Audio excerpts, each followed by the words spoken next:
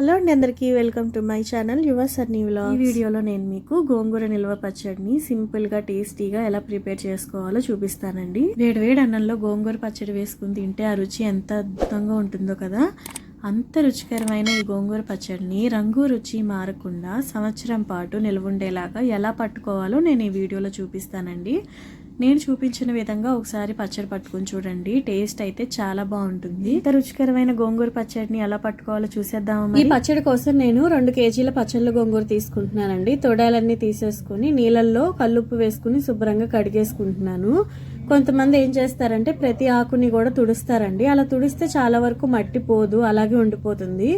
అందుకని ఒకసారి నేను చూపించిన విధంగా ఇలా క్లీన్ చేసుకోండి. శుభ్రంగా మట్టి అంతా పోయి మొత్తం క్లీన్ అయిపోతుంది. ఇలా శుభ్రంగా క్లీన్ చేసేసుకున్న తర్వాత ఒక గిన్నెలోకి తీసుకొని ఇంట్లోనే ఒక క్లాత్ మీద ఫ్యాన్ గాలి కింద ఆరబెట్టేసుకోండి. ఈ వీడియోలో నేను చెప్తున్న మెజర్మెంట్స్ అన్ని 2 కేజీల పచ్చడికి చెప్తున్నాను. ఈ పచ్చడికి నేను 400 గ్రాముల చింతపండు తీసుకున్నానండి. మొత్తం శుభ్రంగా కడిగేసుకుని తర్వాత నీళ్లు పోసుకొని ఉడకపెట్టుకోవాలండి. పసుపు ఉప్పు వేసుకొని మనం చింతపండు పులిహోరకు ఉడకపెట్టుకుంటాం కదా, సేమ్ అట్లానే అలాగే ఉడకపెట్టేసుకోవాలి. ఈ పచ్చడికి నేను 400 గ్రాములు ఎండుమిరపకాయలు తీసుకున్నానండి. పొడి క్లాత్తో మొత్తం డస్ట్ లేకుండా తుడిచేసుకోవాలి ఎండుమిరపకాయలు. తర్వాత స్టవ్ ఆన్ చేసుకుని కళాయి పెట్టుకొని కొంచెం ఆయిల్ వేసుకొని ఎండుమిరపకాయలు అన్నీ కూడా వేయించేసుకోవాలి. ఎండుమిరపకాయలు వేయించుకునేటప్పుడు లో ఫ్లేమ్ లో పెట్టుకొని కలుపుతూనే ఉండాలండి. మాడిపోతే టేస్ట్ అసలు బాగోదు. ఇవి వేయించుకునేటప్పుడు కొంచెం జాగ్రత్తగా వేయించుకోండి. ఎండుమిరపకాయలు అన్నీ కూడా వేగిపోయాయండి. మొత్తం అంతా కూడా ఒక ప్లేట్ లోకి తీసేసుకుంటున్నాను. ఎండుమిరపకాయల్ని మొత్తం చల్లారనిచ్చేసిన తర్వాత మిక్సీ పట్టేసుకొని పౌడర్ లాగా చేసేసుకోవాలండి. ఈ ఎండుమిరపకాయలు వేగినాయా లేదా తెలుసుకోవాలంటే ఇప్పుడు ఇక్కడ చూపిస్తున్నాను కదండి, ఇలా తుంచితే ఇలాగా విరిగిపోవాలన్నమాట. ఇలా అయింది అంటే కనుక ఎండుమిరపకాయ మొత్తం చక్కగా వేగిపోయినట్టే. ఇప్పుడు ఇదంతా కూడా పౌడర్ లాగా మిక్సీ పట్టేసుకోవాలి. తర్వాత గోంగూర కడిగి ఆరబెట్టుకున్నాం కదండి, అదంతా కూడా ఇప్పుడు వేయించేసుకోవాలి. ఇంతకు ముందు ఎండుమిరపకాయలు వేయించుకున్నాం కదా, అదే గిన్నెలో కొంచెం ఆయిల్ వేసి ఈ గోంగూర మొత్తాన్ని కూడా వేయించుకోవాలి. ఈ గోంగూర అంతా వేగిందా లేదా అని చూడాలంటే ఇలా కొంచెం తీసుకొని ఒక ఆకుని పట్టుకుని చూడండి. వెంటనే ఆకు కనుక నలిగిపోతే మొత్తం వేగిపోయినట్టే. ఇక స్టవ్ ఆఫ్ చేసేసుకొని ఒక గిన్నెలోకి తీసేసుకోండి. మరీ ఎక్కువగా వేయించుకోకూడదు. నేను ఇక్కడ చూపించిన విధంగా వేయించుకోవాలి గోంగూరని. 2 కేజీల గోంగూరని నేను 2 సార్లుగా వేయించుకుంటున్నానండి. గోంగూర అంతా వేయించుకున్న తర్వాత పూర్తిగా చల్లారనివ్వాలండి. ఇక్కడ చూపిస్తున్న విధంగా వేయించుకోవాలి. మరీ గట్టిగా వేయించుకోకూడదండి. ఇప్పుడు ఈ వేయించుకున్న గోంగూరలో నేను బియ్యం కొలిచే డబ్బాతో 3/4 కప్పు వరకు గల్లుప్పు తీసుకుంటున్నానండి. ఈ గల్లుప్పు అంతా కూడా ఇందులో వేసేసుకుని బాగా కలుపుకోవాలి.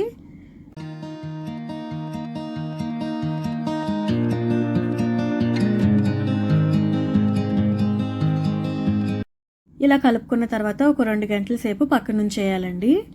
తర్వాత ఈ గోంగూర పచ్చడిలోకి నేను 2 స్పూన్ల మెంతుల్ని వేయించుకుంటున్నానండి. ఆయిల్ లేకుండా ఇలాగ డ్రైగానే వేయించుకొని పౌడర్ చేసుకుంటున్నాను మిక్సీలో. ఇక్కడ చూపిస్తున్నాను కదండి, ఇంత మెత్తగా పౌడర్ చేసేసుకోవాలి మెంతుల్ని.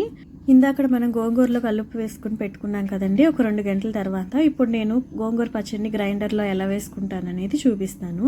ఇంతకు ముందు చింతపండుని ఉడకపెట్టుకున్నాం కదండి, పసుపు ఉప్పు వేసుకొని ఆ పేస్ట్ అనమాట ఇది. చూపిస్తున్నాను కదా, ఈ విధంగా ఉడికించుకోవాలండి చింతపండుని. అలాగే మనం ఇందాక వేయించి పెట్టుకున్న ఎండుమిరపకాయలని ఇలా పొడి చేసి పెట్టుకున్నాను. మెంతుల్ని కూడా పౌడర్ చేసి పెట్టుకున్నాను కదండి, ఇవి ఒక 2 స్పూన్స్ వరకు వేసుకోవాలి. 2 కేజీల గోంగూర పచ్చడికి నేను 4 వెల్లుల్లిపాయలని ఇక్కడ చూపించిన విధంగా దంచుకున్నానండి. ఎందుకంటే డైరెక్ట్ గా వేసేస్తే గ్రైండర్ లో సరిగ్గా నలగదు, అందుకని ఇలాగ దంచుకుని వేసుకుంటున్నాను. నేను చూపిస్తున్నది గ్రైండర్ లో వేయడానికి మాత్రమేనండి. తాలింపులో వేసేది అది నేను సపరేట్ గా చూపిస్తాను.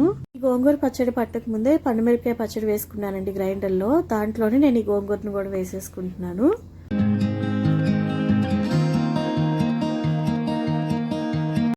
ఫస్ట్ గోంగూర వేసుకోవాలండి. తర్వాత చింతపండు పేస్ట్ చేసి పెట్టుకున్నాం కదా, దాన్ని కూడా కొంచెం యాడ్ చేసుకోవాలి. ఇది కొంచెం నలిగిన తర్వాత ఇంకొంచెం గోంగూర, చింతపండు పేస్ట్, ఎండుమిరపకాయల పౌడర్, వెల్లుల్లిపాయలు, 2 స్పూన్ల మెంతిపిండి వేసుకొని మొత్తం అంతా కూడా ఇలా గ్రైండ్ చేసేసుకోవాలి. ఇక్కడ చూపిస్తున్న విధంగా ఉప్పు, కారం, మెంతిపిండి, వెల్లుల్లిపాయలు ఇలాగ ఏది సరిపోకపోయినా సరే ఇలా గ్రైండర్ లో వేసుకున్నప్పుడే ఒకసారి టేస్ట్ చూసి సరిపోకపోతే యాడ్ చేసేసుకోండి. ఇంకా ఇది మొత్తం మెత్తగా అయిపోయిన తర్వాత ఒక గిన్నెలోకి తీసేసుకోవాలండి. ఇందాక నేను చింతపండు పేస్ట్ చేసుకున్నాం కదండి, ఆ గిన్నెలోకే తీసేసుకుంటున్నాను. ఇప్పుడు తాలింపులోకి కావాల్సిన పదార్థాలు చూపిస్తాను. ఆవాలు, పచ్చిశనగపప్పు, ఎండుమిరపకాయలు, వెల్లుల్లిపాయలు, మెంతులు, కరివేపాకు. ఈ తాలింపులోకి వెల్లుల్లిపాయల్ని పైన పొట్టంతా తీసేసుకోవాలండి. తాలింపులోకి కావాల్సిన పదార్థాలండి ఇవన్నీ. ఇప్పుడు గోంగూర నిల్వ పచ్చడికి తాలింపు ఎలా వేసుకోవాలో చూపిస్తాను. స్టవ్ ఆన్ చేసుకుని కళాయి పెట్టుకొని అందులో ఆయిల్ పోసుకొని ఎండుమిరపకాయలు ఇలా తుంచుకోవాలండి, అప్పుడే నూనె లోపల వరకు వెళ్ళి బాగా వేగుతాయి.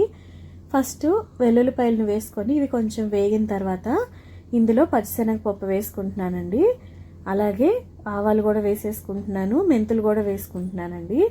ఇవి కొంచెం వేగిన తర్వాత ఇందులో నేను ఎండుమిరపకాయలను వేసుకుంటున్నాను. ఎండుమిరపకాయలు వేగాలండి. ఇవి మొత్తం వేగిపోయిన తర్వాత ఇందులోకి నేను కరివేపాకు వేసుకుంటున్నాను. మొత్తం తాలింపు అంతా కూడా చక్కగా వేయించుకోవాలండి. వేయించుకున్న తాలింపు అంతా కూడా పూర్తిగా చల్లారిపోవాలండి. చల్లారిపోయిన తర్వాతే మనం గ్రైండర్లో వేసుకున్న గోంగూర పచ్చడి ఉంది కదా, దానిలోకి కలిపేసుకోవాలి. ఇప్పుడు ఇదంతా కూడా చల్లారిపోయిందండి తాలింపు. నేను ఈ గోంగూరలోకి కలిపేసుకుంటున్నాను మొత్తం కూడా.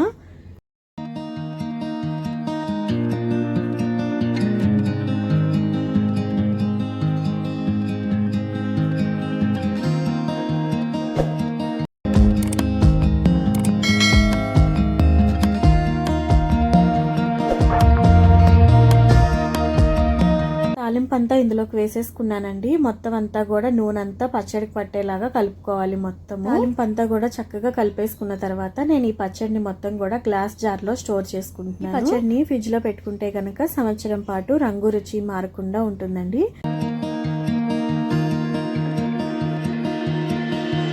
పచ్చడి అంతా గ్లాస్ జార్లో వేసేసిన తర్వాత గిన్నెలో కొంచెం పచ్చడి మిగులుతుంది కదండి, అందులో వేడి వేడి అన్నం వేసుకుని కలుపుకొని తింటే రుచి అయితే అద్భుతంగా ఉంటుంది.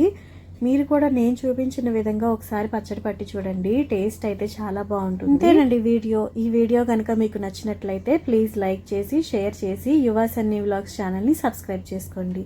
Thank you for watching this video.